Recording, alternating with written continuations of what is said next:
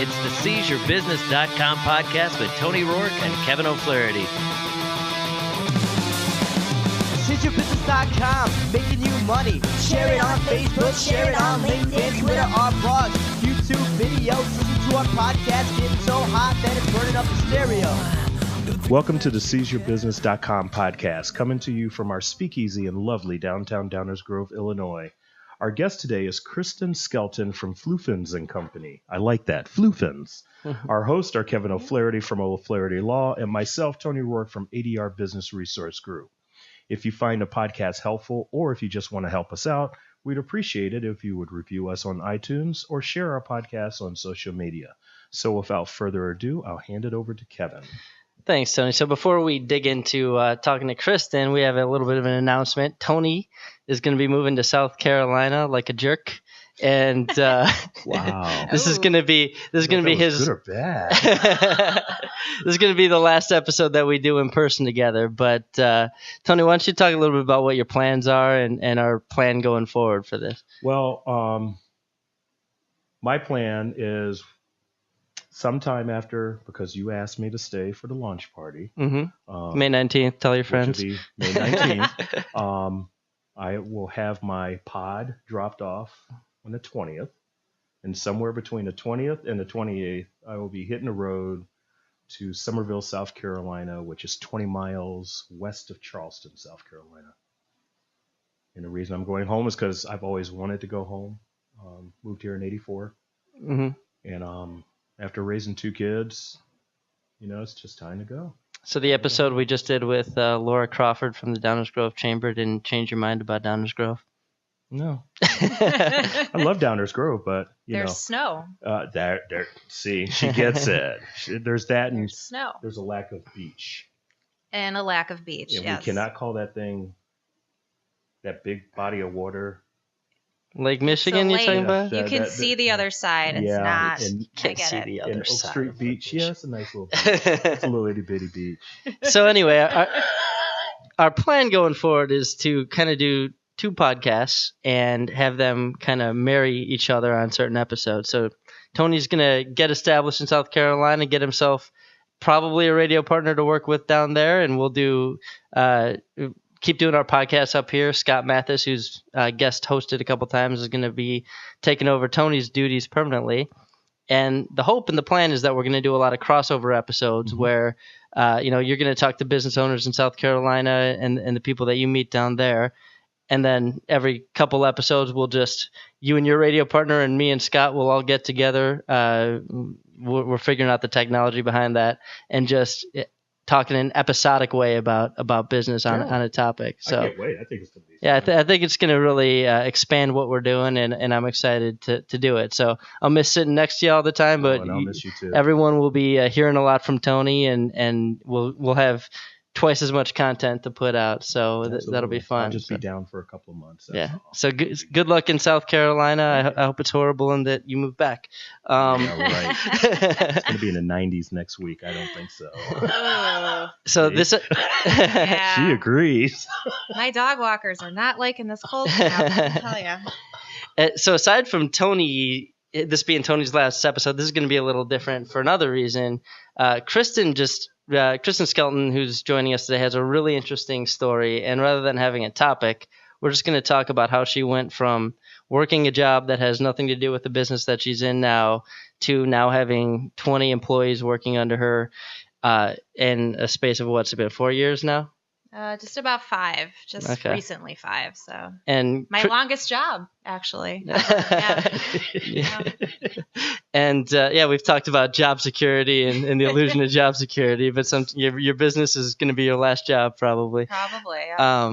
Kristin and I go way back. The intro music for our podcast actually was from a band that Kristin's husband and I were in together. Oh, really? A long time ago. Huh? Oh, yeah. that's cool. And I picked up guitar when I was in high school to try to get girls interested in me, and My wife's not completely unimpressed, but apparently Chris impressed Kristin with his, I don't know, you started coming to our shows and met Chris, and it was match made in heaven. But Chris was a friend of mine from college, so and Kristin was also one of my first clients. Yep. So been together a long time, and it's been fun watching your business grow, because we both started around the same place, and you've just had tremendous success, and that's what we're going to talk about today, just kind of how you got from, being a graphic designer, or I don't know if that's the right term for what you were, but yeah, it was that, and then into architectural marketing, and now this. So yeah, it was kind of a drastic switch. Yeah, to say. So yeah, tell us a little bit about your past and how you got where you are. Well, I started off in college, and I was actually a dance and journalism major. So my dad told me that I could major in dance if I could also major in something that would make me money. So I majored in journalism. My first job out of college was in graphic design and editing for a nonprofit. I did medical journal editing, actually. So that was, not quite as glamorous as you would think, journalism would be, but I learned to spell a lot of bacterial names and all of that. And from there, I went from being more graphic design in that respect, and I decided to go back to business school. So I was very fortunate. My father had saved up money, so I had no bills when I graduated with my bachelor's, and paid cash, and took about 5 years to get through my MBA. So a couple classes at a time, worked my way through that, and eventually went into marketing for civil engineering. Now, that's not very sexy, trying to sell sewers, but road work kind of stuff. But who do you market to in civil engineering? Is it municipalities or what? Municipalities, proposal writing. So I was definitely. Have you ever seen Parks and Recreation? Yeah. I was one of those people, sitting at the meetings and meeting with the parks people, and that kind of stuff. So wrote some very trying to make traffic counting sexy kind of proposals. So I did that. I jumped into architecture. So I worked really in the architecture, construction, engineering industry. So I learned a lot about building. I was always interested in architecture, so I thought this was going to be my life. I was going to market architecture. So I became a certified professional services marketer. I was taking my MBA classes. Everything was on track. Then I got dogs. Yeah. I got married, got my two Maltese, Priscilla and Portia, and I traveled quite a bit for work. So I would board them at very, very posh dog hotels, and everything was cool. And my dogs didn't board well, we'll put it that way. They were very stressed in the kennel environment. They were great, very nice kennels. It was just for those two girls, it wasn't really working so well. So a friend of mine in architecture turned me on to the pet sitting world. She said, "Hey, there's a girl that comes over to my house and she takes care of my house and my dogs. You should hire her." I said, "Okay, wonderful." So I had several pet sitters. I had some good pet sitters. I had some not so good pet sitters. My not so good pet sitters would leave messes in my house and not take care of dogs when they're having possible medical issues. I was a little bit nuts. I had cameras on my dogs so I could check in with them. I had some that wouldn't show up for the morning visit, and I would catch them on camera doing that. And I had really good ones. So I thought, well, this is cool. I'd really like to have good ones, but when it comes down to, they were mostly individuals. It was, hiring somebody on a contract basis that, somebody referred. And I thought, well, I don't have anybody to call and complain if there's something wrong or get it fixed, So I thought, well, this would be an interesting business. Yeah. So my husband and I were joking, he's like, "You should start a pet sitting company." I was like, "Oh yeah." And I remember when you first told me you were thinking about doing that. I to be honest with you, I'm like, "Oh, that's cute." That's cute. Yeah, exactly. That's really cute. And honestly, my first accountant thought that was real cute until he started, like, "Oh, you have employees, at some point." But yeah, so yeah, it's cute, right? So it's not cute anymore. Now you got. You remember what I was telling you, the differences between us? Yeah. That's one of those differences. Okay. He would say, "Oh, that was cute," and I was like, "Oh, wow, that's cool. How's that?" That's a cool business, that's just right? how we operate, and I love it. But that is cool. And it's definitely not architectural marketing. So, I we thought about it, and I toyed around with it. Now, my father, I mean, my mom always says I'm my father's daughter. You know, my father was he wanted to own his own accounting firm. He didn't want a boss, you know, so he did his thing. And she always said, you're kind of tenacious like him, so it doesn't surprise me you did this. You know, but I had the family support. I mean, my husband was working full-time. I was working full-time. He said, well, why don't you research this? So I spent about 2 years right at the end of my MBA thinking, could this be a business, you know? So I researched it. I found there was a National Pet Sitting Association. I went to their conference, and I said I was going on vacation. I spent a week in Orlando learning about the pet sitting business, and found that there were some very successful pet sitting business owners out there, and I thought this could be really cool. So 2 years later, I started doing shelter volunteer work because, you know, it was a dream, but I didn't have a vet background, and I didn't have a lot of background in different animal care. So I started really researching that, doing some shelter volunteer work and trying to get some hands-on experience. So a couple years later, my husband said, well, why don't you launch this thing? So, you know, we pulled the business plan together. We had a website, and it was April of 2010 that we launched it. And I was just about having a heart attack. My husband's like, you're going to quit your job this day. And I'm going to tell my boss, who I work full-time for, full benefits, and I'm his director of marketing, I'm going to tell him I'm starting a pet sitting company. Yes. Okay. All right. So, the week I was going to quit, I was definitely getting ready to cop out. I'm like, do you really want to do this? We're going to cut our income in half. I mean, this is going to be rough. And he's like, nope, do it. So Did you have a business plan in place at this point? I did have a business plan in place. I soft launched my website. I was actually turning down business 2 weeks prior to quitting my full-time job. Talk about a proof of concept. Right? Yeah, we discussed this in our last episode with Adam Glassberg. Plan it out, you know. Plan it out. And it looks like you took the time to learn about it. It was a 2-year plan in the making. Yeah. I mean, I talked to my professors about it in school, and they're like, you should do this. It's going to take you some time to build it up, but do it. Now, the funny part is the day that I was going to quit, well, the day before I was going to quit on a Friday, and I sat next to it was a small architecture company, and I sat next to my boss, and he informed me that he was going to actually jump ship Friday and go to Mexico for vacation. I had no idea he had this vacation plan. So he's like, can we push our meeting to today? And I'm thinking, oh God, like I'm not ready, right? And I said, okay, yeah. So I had this meeting planned at 3:00. Now that afternoon, he's talking to me about his turtle. He's like, oh my God, my turtle. I forgot my turtle. And I was like, what's wrong? And he said, I'm going to Mexico for a week. My son's turtle's going to die. And I said, oh. And I lived about a block from my boss. And I said, why don't you give me your key? I will go feed your son's turtle once a day and check in on your house. He's like, oh my God, it'd be so good if there was a service that did that. I was like, okay. God is trying to strike me with thunder. Knock. And then I proceeded to tell them that I was starting this dream company that I had been thinking about for 2 years, and I was going to do it. So that was that. I put my 2 weeks in. So May 1st of 2010, we soft launched April 1st, 2010, April Fool's Day. I don't know why. And then May 1st, I was technically unemployed waiting for phone calls. Yeah. So what did that feel like? Well, when your income goes away and you're sitting on your couch just praying that somebody's going to call you to start doing dog walking services, it's kind of funny. But let me see, it was May 30th, I had a full dog walk route. I hired end of June, my first 3 people. Nice. Yeah.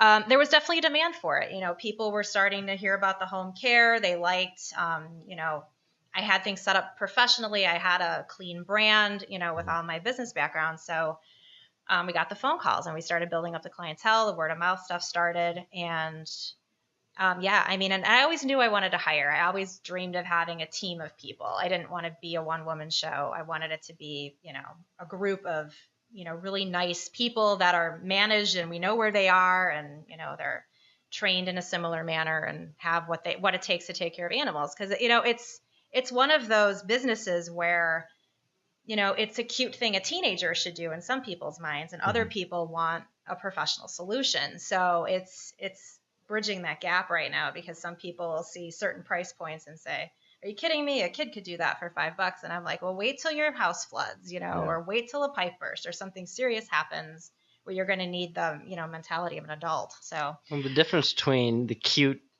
business that a kid could set up, and what you're doing is that you've got an MBA and you were very intentional about this. It was very intentional. Yes. And to have the website was it the website that was giving you your first business? It's mostly the website was the driver of probably the first 3 years of business, to be honest. It was just having and how long looking organized and answering the phone, to be honest. We're like, wow, you answered the phone. I said, oh yeah, Floofins Co. What can I do for you?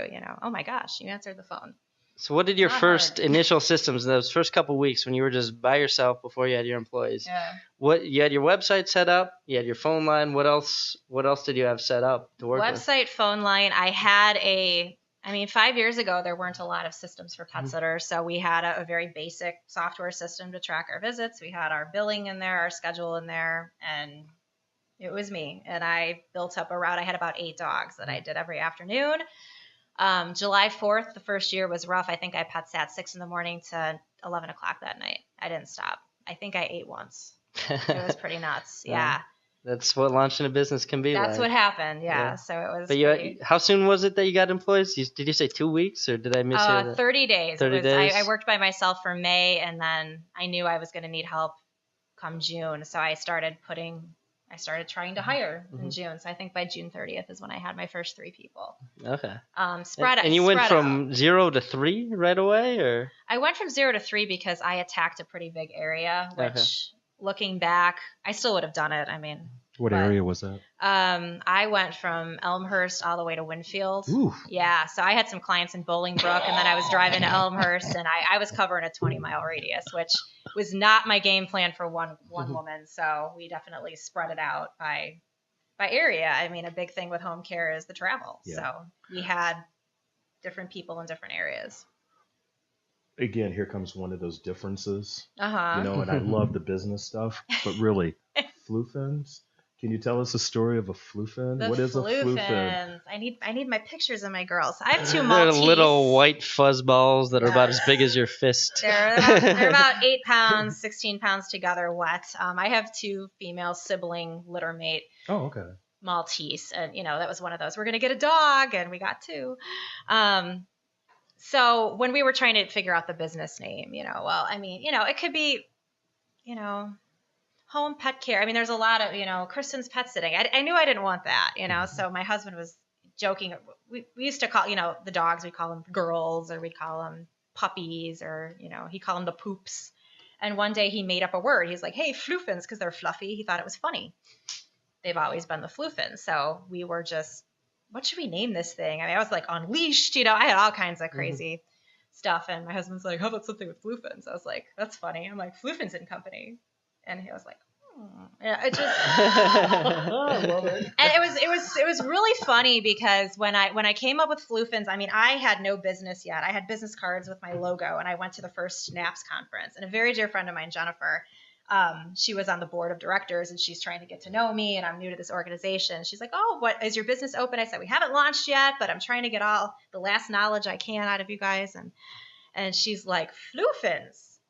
Have you thought about something more like, Sweet Home Pet Care, or, something more that it's obvious, because this makes no sense? And I said, well, yeah, I know it doesn't, but people are going to ask me what it is. And she's like, okay, and she did not buy it. And then a year later, I ran into her at the next conference, and she's like, how's Floofins doing? And I said, really well. And she said, yeah, I saw, because we had a booth set up at one of these pet events, and people would just see our logo and be like, what do you do? Like, what's Floofins? So it worked in our advantage that way, especially in kind of a budding industry, because there's not, a lot of larger pet sitting companies. So it was funny. And she's like, I got to be honest with you, I thought that was the stupidest name ever. She's like, but I couldn't forget it. It would not go out of my head. It was so unique. So that worked for us. So from a marketing perspective. So you've got these 3 employees now. Are they paid based on the number of walks they do? Paid based on production, basically? Yeah, pretty much based on visits. So how many visits a day they perform, and the complexity of the visits. So the more pets, the higher the pay, because it's definitely a harder job. So it's kind of based on frequency and how far, how complex the job is. Craziest pets. The wildest pet. Like as far as exotic or Yeah, whatever. However you define the craziest pet story. I mean, we've got our crazy jumpy puppies. We've got our, we've got our fighting kitties. We've got our sweet kitties. But I mean, I love ferrets. I have a blast with ferrets, You okay man. there, Kevin? No, go on, please. Almost drinking a beer over here, almost spat it up. We almost got a shower. Yeah, you might be the only person that loves ferrets, but go on. No, I've got a client, and she does ferret rescue. So anytime we come to her house, there's usually, she works with ferret rescue, and there's usually anywhere between 6 and 8 ferrets. And she'll put pictures on her wall. They're so cute. She's got their name, and this is the new one, and we'll get to know all the ferrets. But our job is basically come over, close the ferret room. Obviously, we have to get all the cracks covered because they're slippery little buggers. Let them out to play. That would be fun. And it's really fun. I mean, it's like 7 ferrets. I will say wear skinny jeans. They will climb up your pants. They're hilarious. They fight. They run around. They want to play with you. I'll give them like treats. They'll sit for treats. I mean, they're so cute. But then you've got to like wrangle them, right, and put them back in the cage. They usually fall asleep in about half an hour, get real slow, and then I'll put them back in the cage, and I have to count them all and make sure they're okay and Side their note, litter. if I was not leaving, you and I would be joining her for Ferret Day.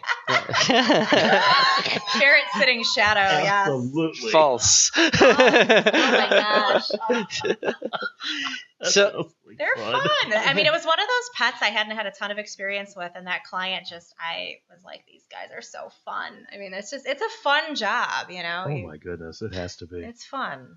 now these employees, and I should know because I think I drafted the agreement. Were these independent contractors? Employees. Okay.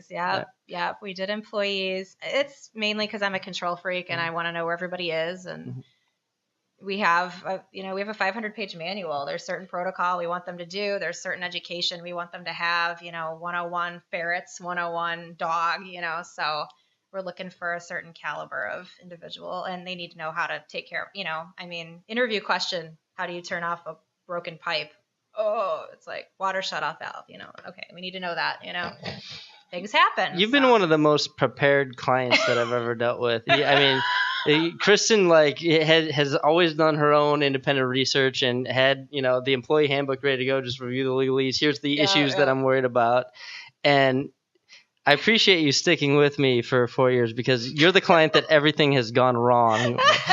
Really? No. It hasn't been horrible. I haven't committed major malpractice, but there's this always happens. There's 95% of my clients smooth as hell. Right. There's the 5% where all the things that are going to go wrong to the same 5 people, and So thank you for still being my friend and being patient with me. You got to learn all of that animal welfare law too. So I've been very impressed by your ounce of preparation versus a pound of perspiration or whatever that saying is, and I think that helped you both in planning to launch your business, and I'm sure that as you've grown, you've continued to plan that way. No, that's a lot of the reasons why initially when we opened, I knew I had to find a better software solution because I always dreamed I'd have a staff of 20. And I thought, well, this is cute. I have 3 people. They text me every day. I know what's going on. And then you get more people and it's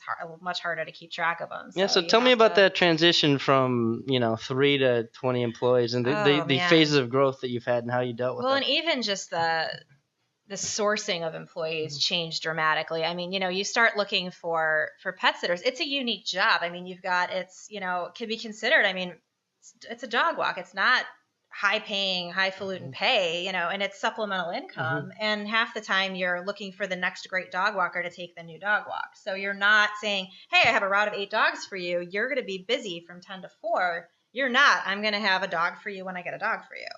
But I want you to learn all this stuff, and I want you to be prepared for this and keep your schedule open. I mean, it's a very rare individual that actually fits that criterion. Sure. So that's always challenging. I mean, and being the home care thing, I'm giving my clients keys to an employee, which is a big deal.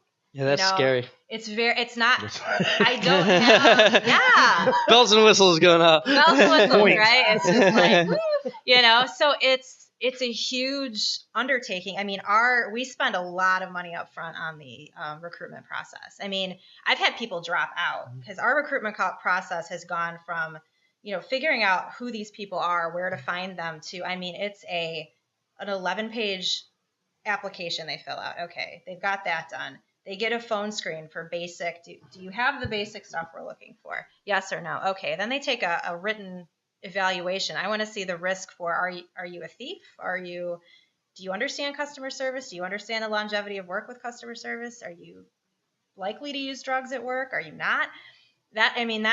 That's huge. And, I network with a lot of maid services, that kind of home security issue. Mm-hmm. So, they pass that test, they go to an in-person interview, they meet with me. I mean, they're all sweet and, pie with me. I own the company. And then they meet with one of my, more junior managers, and they go out on a dog walk, and you say you can handle a dog, show me. I mean, some people get to the interview and they're like, this is ridiculous. This is a dog walking job. And I'm like, I'm giving you clients' house keys. If you don't want to hang with it, cut your losses now. So, have you had trouble finding enough good applicants that you could run through that process to get enough people at the end, or have there been plenty of? It's as long as you keep it, as you're constantly recruiting. I think we're always advertising monthly. We're always looking for people. A lot of our good people come from internal referrals, from our existing employees, or just, I know this person, I think they'd be a good fit, because it's their butt on the line, sure, when it comes to that. So that's what Chuck Zimmerman said. Yeah. The best place to find employees is internal referrals. Gosh, if my daughter could, and she can't, she just can't with her load. School and what she has to do, she just can't, but she would love this. Yeah, it's a lot of fun for the right candidate, and we've had people with us 3-4 years. I mean, it's just some people the job works really well. We find there's about a 14 to 16 month turnover for the average bear, and then for somebody it really works for, we have them for years, and they learn how to make it work for them. So 14-month turnover isn't actually all that bad, I know, especially true. for that type of job. That's really good. I'd take that for almost any employee. Right? I know. And then, like I was telling you earlier, the ones that cry when you pick up their, it's their last day, and you're picking up their supplies and their keys, and they're just like, I'm going to miss these dogs and cats. They're really upset, and I'm like, well, you've got a really good job, like, you're moving on, that's okay. And, they're just like, oh, but I'm going to, they're just really, they develop really strong relationships. So a lot of times the quitting is difficult. It's a very personal business. So, well, you're basically adopting somebody's baby and taking care of their baby. You're kind of like a nanny for many families. Absolutely. I can see that. So it's. Do you have any rough dogs or just, mean dogs? Mean dogs.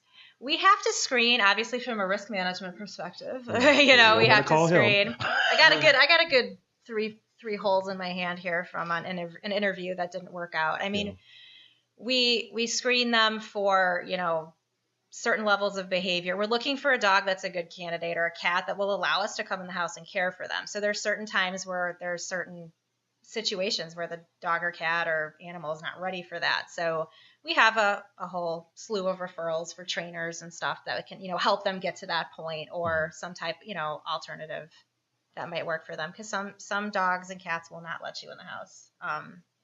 And it's just, it's more stressful than it needs to be. So, but it's a rare occasion. Most of our dogs are wiggle butts at the door. Sure. You have a leash? Okay. They're sweet. I like how you just want to hear dog stories.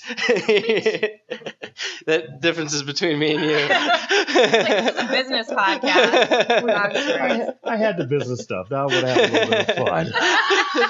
Because I think it's a fun business. Yeah, it is. It's a cool business. I think it's probably inspiring to a lot of people to see how business can be fun. See, there's a weird way in my ways, Kevin.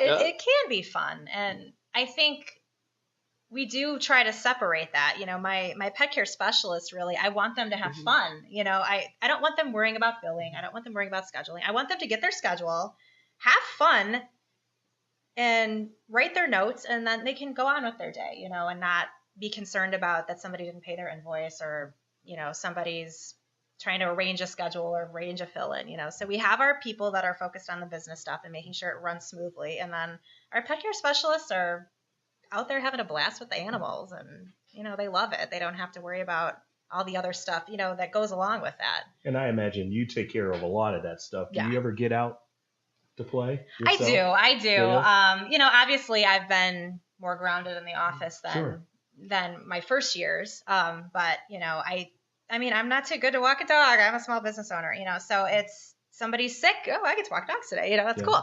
It's a lot of fun. I definitely still do like to get out there. My full-time manager right now, we just recently converted her to full-time office, and that was hard for her. She had this crop of about 4 dogs that she walked, I think, for almost 4 years. And she developed, she was a backup dog walker. She went to full dog walker. She started helping me in the office. She did part-time in the office, and now she's worked her way to like a full-on, salaried position. But, she's got those dogs she's had for 4 years. That was hard to be like, I'm going to give you to this person. It's like. Tell me about like the first time you started hiring a manager as opposed to just doing all the first time you had to delegate the management duties. What was that like? That's hard, especially when it's your baby, I think the saving grace was I've always promoted from within. So I've always had the luxury of, Michelle was my first manager. I love her to pieces. I miss her. But, she was a pet sitter for me, and she was just really good at her job, and she always really liked the business. And she was like, this is really interesting. I'd like to see how it grows. And she helped me with backup when so I could actually leave town. I mean, there was years I couldn't leave town. And I've had I've been really blessed with really great team members, and certain ones that just, I don't want to say rock stars because they're all rock stars, but ones that really start piquing an interest in the business side, and I want to do more. And okay, you want to do more? I can certainly give you some stuff to do that'll help take the daily stuff off of me. And some of them just rise to the occasion, and it's great because I've known them as a dog walker for a year sometimes beforehand. So was it a gradual process creating the management role, or was it, okay, I'm going to take all these duties and now you're going to do them, or as opposed to you're going to still walk dogs most of the time and part of the time you're going to start taking over these duties? I started off with, this is the job description I want from you. And I realized very shortly into that I needed to develop a role for their interests.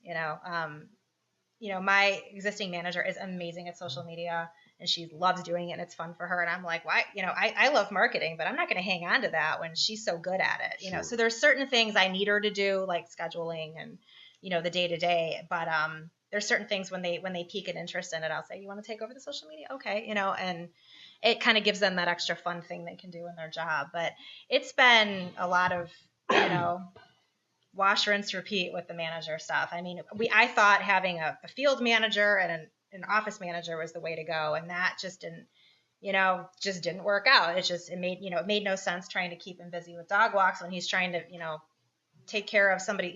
We have all kinds of, I need a car jump started. I locked myself out. The key broke, just all kinds of stuff that can happen in a 20-mile radius that we need somebody available to help with. So we've kind of just figured out the holes and what needed to help, what needed to happen. So right now, I'm pretty much full-time overseeing the business. I do whatever needs to happen. My full-time manager does whatever needs to happen, but she manages the office and makes sure the field staff are all good to go. And then I have to keep her sane. So we have a couple swing people, our after-hours coordinators, that take over like at 6 o'clock, because God knows something can happen between 6 and 10. So they're the on-call person in case somebody's plane doesn't land, somebody gets stuck at the airport, somebody locks out. Anything can happen. So they take the burden off of her a little bit. So we're all able to take a weekend and, recharge, because otherwise this is a huge burnout industry. I'll get calls from solo dog walkers like, I'm quitting, take all of my clients. I don't want to do it anymore. I'm so burned out. And that was a big deal to just find ways to mitigate that, because it can totally burn you out. 6 a.m. to 10 p.m. all day, all night.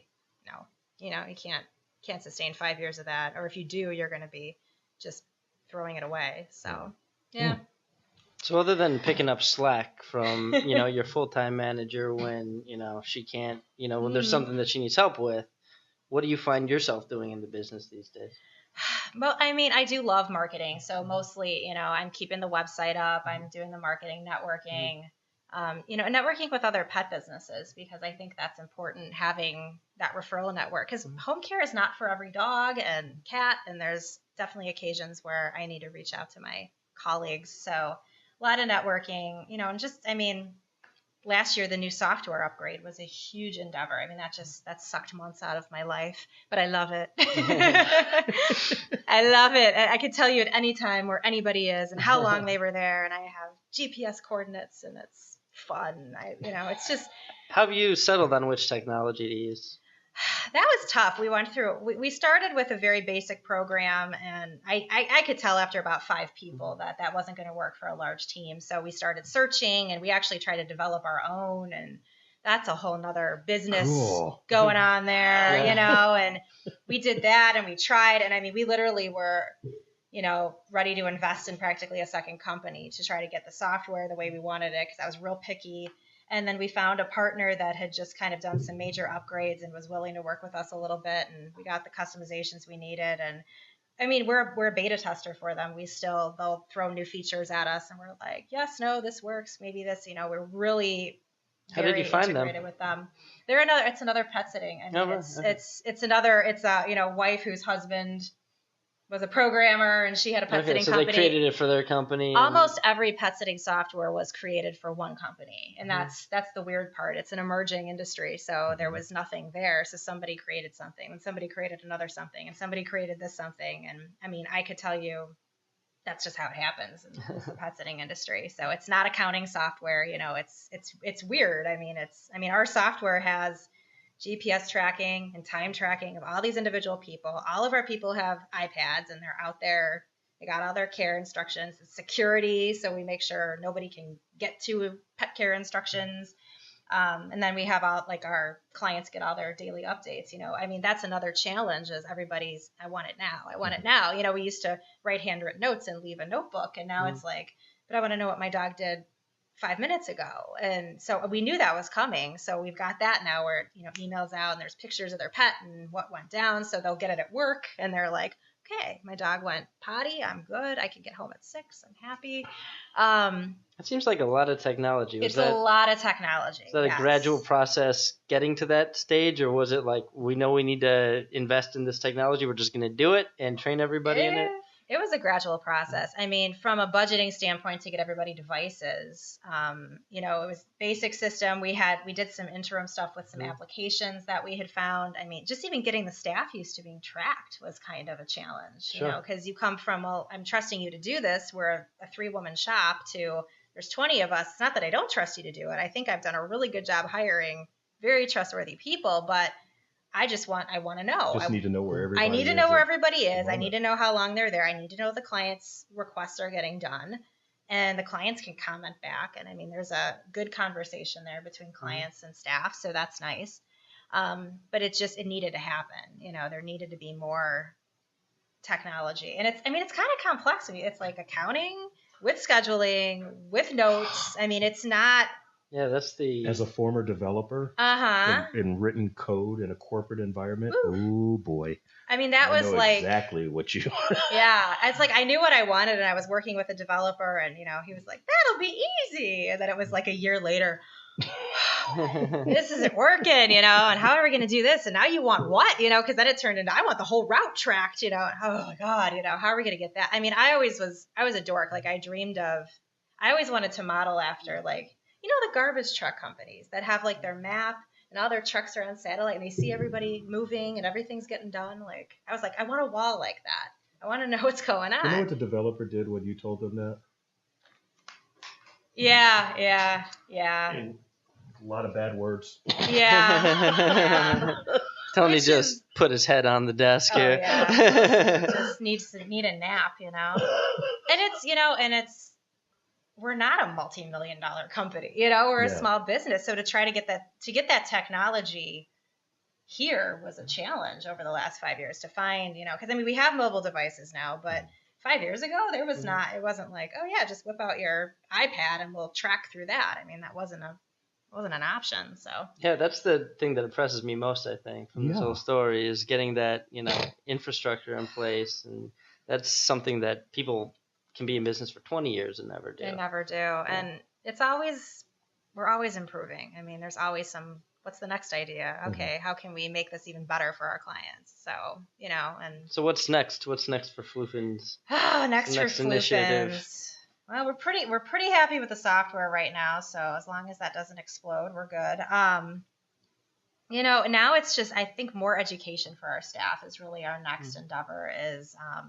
We're completely revamping our Floofin University program, which is our onboarding program, and we're trying to dive in to find more continuing education. I mean, it sounds a little cheesy. You're a dog walker, you need continuing education. But if you want to pet sit for a parrot, you need to know something about a bird, right? Yes, you do. Because you don't want to just walk into some, macaw's house and think that's going to be easy. So just trying to, get their interest and keep them, interested in the animal field. Because there's so much you can do with it. I mean, even if I have a dog walker or a pet sitter for 16 months, they might go on in the animal world. I think that'd be awesome. So Are there any, I know it's a weird question, of course, alligators, things like that, those are, but are there any pets that you just know? Just no? No. Anything illegal in the state of Illinois. Skunks are illegal. Okay. They are? They are. You need a permit. Oh, wow. I believe. I think that's the current status right now. I mean, nothing. I'm not going to take a tiger, peacocks. I've never had that call. I mean, we do have some macaw clients. I mean, those are large birds. Oh, yeah. Any cockatoos? Cockatoos, yep.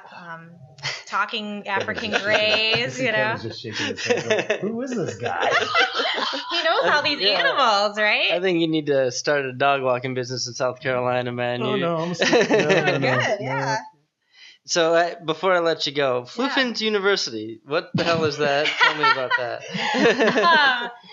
We've got it right now. It's an online coursework for our new employees. So like I said, it's bizarre because you're hiring somebody with no work for them. Mm-hmm. So that's kind of what we give them the first month they're there as we're developing their clientele is, okay, guys, you're going to train on how to care for a dog properly, walk a dog properly, use the right equipment, cat care, bird care, small and furry care, reptile, fish, amphibian, koi pond, rabbits. We're going to teach you the basics of all of that. And I mean, a lot of the people we find are familiar with some animals or a lot of animals, but we want to make sure that they're fairly well-rounded. So, and you've got enough content in there to keep them busy for a month? And how the hell did you create that much content? We're still redeveloping. It's a work in progress. Look what Kevin's I'm just blown away here. Yeah, that's like, what do I really need to know about a rabbit? I'm like, let me tell you, they kick when you pick them up, and you got to know that. That's not what blows me away. Not that there's enough content that could be created. It's just you went and put together a coursework for all of your employees that could keep them busy for a month. I mean, it's about 24 hours of coursework. And what does that look like? Is that written videos? Right now it's more written. That's what we're doing is we're going to be incorporating a lot more video. So, videos of, I mean, from a risk, I mean, there is a risk. I mean, there's aggressive, dogs that are aggressive. You come in the wrong door. If you read the instructions wrong, you come in the front door, you might not be in as good a condition coming in the back door. So it's very important that they have a lot of behavior knowledge, especially with dogs and cats. I mean, I had one of my first sitters, and this is when we added the field interview to the spectrum because I love dogs, and I love this girl. She's the most amazing cat whisperer ever. But she called me, Kristin, I can't get out of Hank's house. And I said, where are you? She's like, I can't get out of the house. This dog had her cornered in the house because he could just smell the fear on her. And she wasn't used to, it was a husky dog with those deep eyes, and she just was, a little intimidated by him, and he read that right away and had her cornered. I had to drive over. I was like, get over here, I mean, I'm very comfortable with dogs, so I had him on leash. I was like, okay, what, are you kidding me? And she just was like, I didn't, he was kind of lifting a tooth at me. I didn't know what to do. I was like, okay, you need to calm down. And I had to coach her through a lot of larger breed dogs to get her comfortable. Sure. Which, again, people think, oh, a teenager could do this. It's just dog walking, but not with certain dogs. Speaking of aggressive, do you have any pits? Oh yeah. Do you? A lot of them. A lot of them are wonderful. They're awesome. They're some of my best walkers. I love my pits. I like animals. Leave me alone.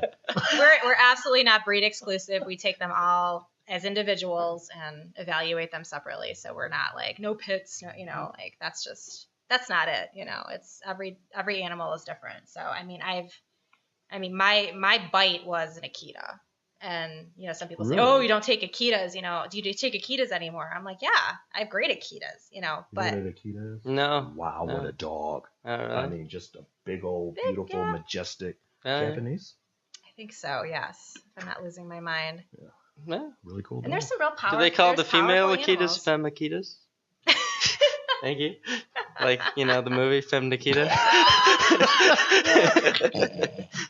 But all right, we've gone over time. I'm going to let you go soon, but I just need to know more about this Floofins University. So 5 years ago, Okay. you were just a marketer who owned dogs, Yes. and now you've essentially written a book on how to care for all sorts of different animals. Basic animal care for everything home care, yes. So Yes. how did you go about learning all that? Did you take courses or?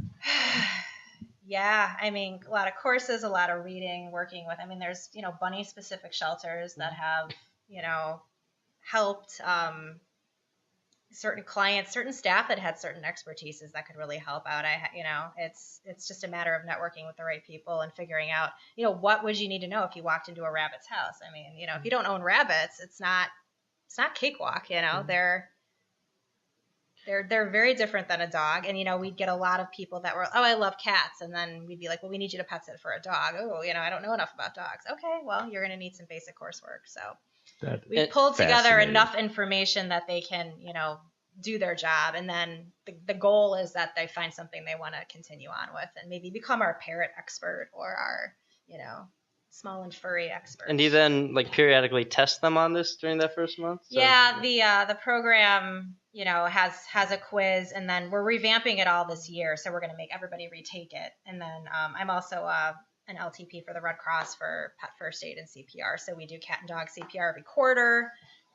We try to get them in for an annual refresher. I mean, yeah, I know. I'm blown away, I Kristen. know. It's funny, like every time we do one of these podcasts, it's usually someone that I'm friends with or I've known professionally, and we've sat and had beers or conversations, Hadn't and a I clue. learned so much Yeah. more. Hadn't a about- clue, huh? Yeah, I'm so Wow. impressed by what you've accomplished and what you've done, and you know, It's- congratulations. You're And You got a it's- great story. I It's just still a love work in this. progress. I mean, there's still stuff I, you know, struggle with, and I got to get this done, and we need to redo this. And I mean, you know, we practically rewrote our employee manual 5 years in, because I mean, you have 5 years experience under your belt now. Mhm.